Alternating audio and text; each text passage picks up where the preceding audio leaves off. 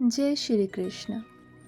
आज हम पढ़ेंगे टीका के संबंध में स्वामी जी के विचार। स्वामी श्री राम सुखदास जी महाराज ने स्वयं गीता पर अनेक टीकाएं लिखी। उन्होंने बताया कि गीता के गहन ज्ञान को साधकों के लिए सहज और सरल बनाने हेतु समय समय पर उन्होंने कई व्याख्याएं प्रस्तुत की, जैसे गीता तत्व प्रकाशिका, गीता भाव प्रकाश, गीता ज्ञान अमृत आदि। इन टीकाओं में स्वामी जी ने गीता के प्रत्येक श्लोक का सरल भाषा में अर्थ, भाव और व्याख्या दी, ताकि हर साधक आसानी से गीता के ज्ञान को समझ सके और अपने जीवन में उतार सके। इस भाव के साथ अब हम आरंभ करते हैं टीका के संबंध में स्वामी जी के विचार। स्वामी जी बताते हैं कि छोटी अवस्था से ही मेरी गीता में विशेष रुचि रही है। गीता का गंभीरता पूर्वक मनन विचार करने से तथा अनेक संत महापुरुषों के संग और वचनों से मुझे गीता के विषय को समझने में बड़ी सहायता मिली। गीता में महान संतोष देने वाले अनंत विचार, विचित्र विचित्र भाव भरे पड़े हैं। उन भावों को पूरी तरह समझने की और उनको व्यक्त करने की मेरे में सामर्थ्य नहीं है, परंतु जब कुछ गीता प्रेमी सज्जनों ने विशेष आग्रह किया, हठ किया, तब गीता के मार्मिक भावों का अपने को बोध हो जाए तथा और कोई मनन करे तो उसको भी इनका बोध हो जाए, इस दृष्टि से गीता की व्याख्या लिखवाने में प्रवृत्ति हुई। सबसे पहले एक 12वें अध्याय की व्याख्या लिखवाई। इसको संवत 2030 में गीता का भक्ति योग नाम से प्रकाशित किया गया। इसके कुछ वर्षों के बाद 13वें और 14वें अध्याय की व्याख्या लिखवाई, जिसको संवत 2035 में गीता का ज्ञान योग नाम से प्रकाशित किया गया। इसको लिखवाने के बाद ऐसा विचार हुआ कि कर्म योग, ज्ञान योग और भक्ति योग ये 3 योग हैं, अतः इन तीनों ही योगों पर 3 पुस्तकें तैयार हो जाएं तो ठीक रहेगा। इस दृष्टि से पहले 12वें अध्याय की व्याख्या का संशोधन, परिवर्धन किया गया और उसके साथ 15वें अध्याय की व्याख्या को भी सम्मिलित करके संवत 2039 में गीता का भक्ति योग द्वितीय संस्करण नाम से प्रकाशित किया गया। फिर तीसरे, चौथे और 5वें अध्याय की व्याख्या लिखवाई। इसको गीता का कर्म योग नाम से 2 खंडों में प्रकाशित किया गया। इसका प्रकाशन विलंब से संवत 2040 में हुआ। उपर्युक्त गीता का भक्ति योग, गीता का ज्ञान योग और गीता का कर्म योग, इन तीनों पुस्तकों में लिखने की शैली कुछ और रही, अर्थात पहले संबंध, फिर श्लोक, फिर भावार्थ, फिर अन्वय और फिर पद व्याख्या, इस शैली से लिखा गया। परंतु इन तीनों पुस्तकों के बाद लिखने की शैली बदल दी गई, अर्थात पहले संबंध, फिर श्लोक और फिर व्याख्या, इस शैली से लिखा गया। इनमें दूसरों की प्रेरणा भी रही। शैली बदलाव में भाव ये रहा कि पाठ कुछ कम हो जाए और जल्दी लिखा जाए, जिससे पाठकों को पढ़ने में अधिक समय ना लगे और पुस्तक भी जल्दी तैयार होकर साधकों के हाथ पहुंच जाए। इसी शैली से पहले 16वें और 17वें अध्याय की व्याख्या लिखवाई। इसको संवत 2039 में गीता की संपत्ति और श्रद्धा नाम से प्रकाशित किया गया। इसके बाद 18वें अध्याय की व्याख्या लिखवाई। इसको संवत 2039 में गीता का सार नाम से प्रकाशित किया गया। जब 16वें, 17वें और 18वें अध्याय की व्याख्या छप गई, तब किसी ने कहा कि अगर श्लोकों के अर्थ भी दे दिए जाएं तो ठीक रहेगा, क्योंकि पहले पाठक श्लोक का अर्थ समझ लेगा तो फिर व्याख्या समझने में सुविधा रहेगी। अतः गीता की संपत्ति और श्रद्धा के दूसरे संस्करण संवत 2040 में श्लोकों के अर्थ भी दे दिए गए। श्लोकों के अर्थ देने के साथ साथ पदों की व्याख्या करने का क्रम भी कुछ बदल गया। इसके बाद 10वें और 11वें अध्याय की व्याख्या लिखवाई।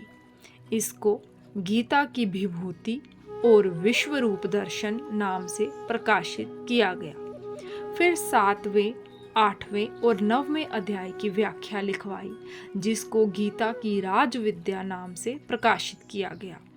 इसके बाद 6ठे अध्याय की व्याख्या लिखवाई, जो गीता का ध्यान योग नाम से प्रकाशित की गई।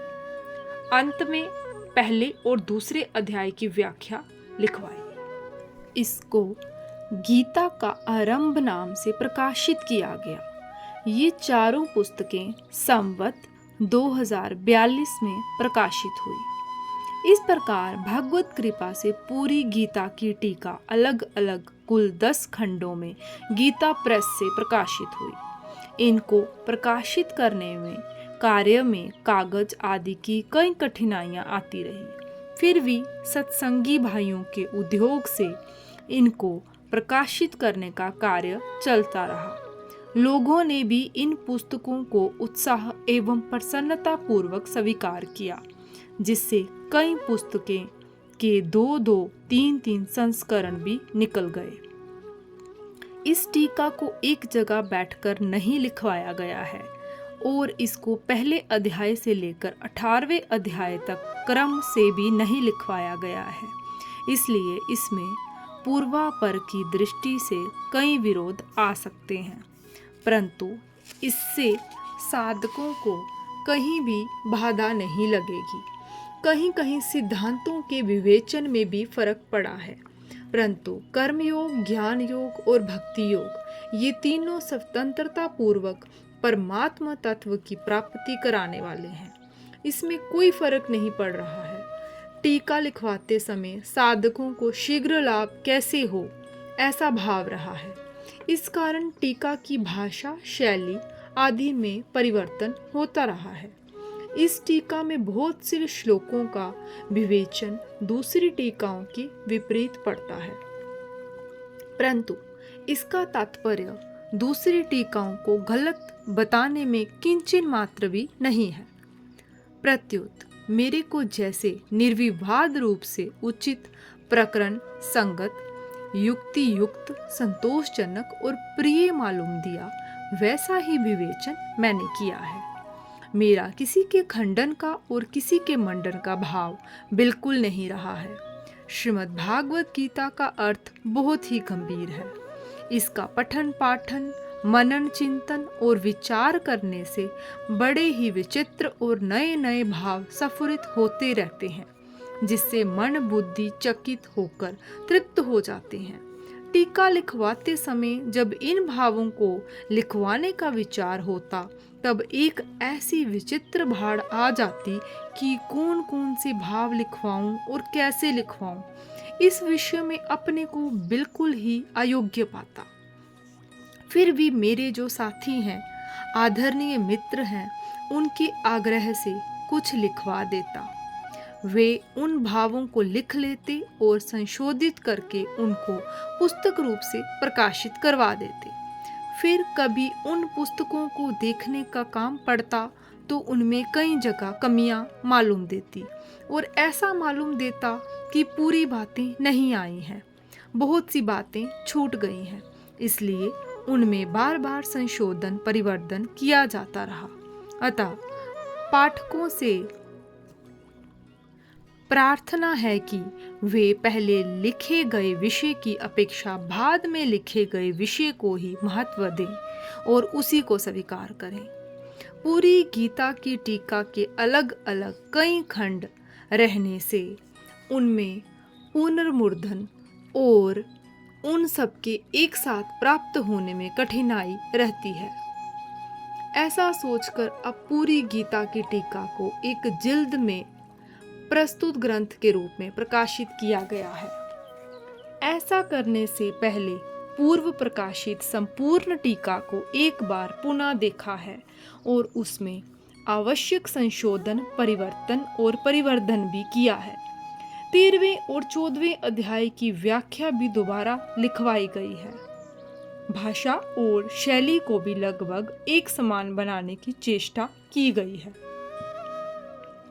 कई बातों को अनावश्यक समझकर हटा दिया है, कई नई बातें जोड़ दी हैं और कई बातों को एक स्थान से हटाकर दूसरे यथोचित स्थान पर दे दिया है।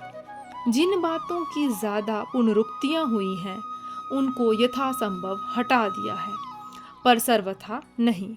विशेष ध्यान देने योग्य बातों की पुनरुक्तियों को साधकों के लिए उपयोगी समझकर नहीं हटाया है। इस कार्य में बहुत सी भूलें भी हो सकती हैं, जिसके लिए मेरी पाठकों से करबद्ध क्षमा जांचना है। साथ ही पाठकों से ये प्रार्थना है कि उनको जो भूलें दिखाई दें उनको वे सूचित करने की कृपा करें। इससे आगे के संस्करण में उनका सुधार करने की सुविधा रहेगी। गीता से संबंधित कई नए नए विषयों का खोजपूर्ण निबंधों का एक संग्रह अलग से तैयार किया गया है, जिसको गीता दर्पण नाम से प्रकाशित किया गया है।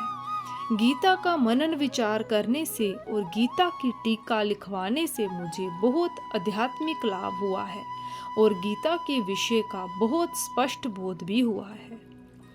दूसरे भाई बहन भी यदि इसका मनन करेंगे तो उनको भी आध्यात्मिक लाभ अवश्य होगा, ऐसी मेरी व्यक्तिगत धारणा है। गीता का मनन विचार करने से लाभ होता है, इसमें मुझे कभी किंचिन मात्र भी संदेह नहीं है। कृष्णानुग्रहधायिका सकरुणा गीता समाराधिता, कर्म ज्ञान विराग भक्ति रसिका, मर्मार्थ संदर्शिका, सोत्कंठम किल साधकेर्नुदिनम, पेपीयमाना सदा, कल्याणम परदेव तेव दिशति संजीवनी वर्धताम। विनीत स्वामी राम सुखदास। अर्थात कर्म, ज्ञान, वैराग्य और भक्ति के रस से परिपूर्ण इस करुणामयी गीता की भली भांति उपासना की जाए, मनन किया जाए, अर्थ को गहराई से समझा जाए तो ये भगवान श्री कृष्ण की कृपा प्रदान करने वाली है। साधकों के द्वारा उत्कंठा पूर्वक सदा बार बार पान की जाने वाली, गीता के पदों का मार्मिक अर्थ दिखाने वाली और इष्ट देव के समान कल्याण प्रदान करने वाली यह साधक संजीवनी निरंतर वृद्धि को प्राप्त हो। तो साधक मित्रों, आज हमने सुना स्वामी श्री राम सुखदास जी महाराज के विचार टीका के संबंध में। उनकी गहराई और सरलता हमें गीता को समझने की सही दृष्टि देती है। अगले वीडियो से हम श्रीमद् भागवत गीता अध्याय 1 अध्ययन आरंभ करेंगे। यहाँ गीता की वास्तविक यात्रा प्रारंभ होती है। कृपया जुड़े रहिए और वीडियो को लाइक, शेयर और चैनल को सब्सक्राइब करना ना भूलें, ताकि ये ज्ञान अधिक से अधिक साधकों तक पहुँच सके। जय श्री कृष्ण।